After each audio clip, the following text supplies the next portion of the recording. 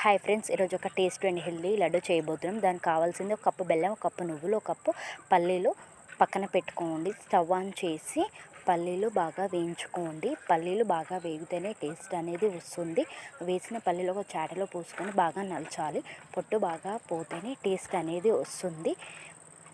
ఆ పల్లీలని ఒక మిక్సీ జార్లో వేసి బాగా మెత్తగా పట్టుకోవాలి. ఆ పల్లీల పొడిని మెత్తగా పట్టుకున్న ఆ పల్లీల పొడిని ఒక గిన్నెలో వేసి పక్కన పెట్టండి.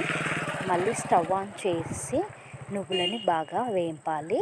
బాగా వేపితేనే బాగా టేస్ట్ అనేది వస్తుంది. వేంపిన ఆ నువ్వులని మిక్సీలో వేసి బరదగా మిక్సీ చేసుకోవాలి.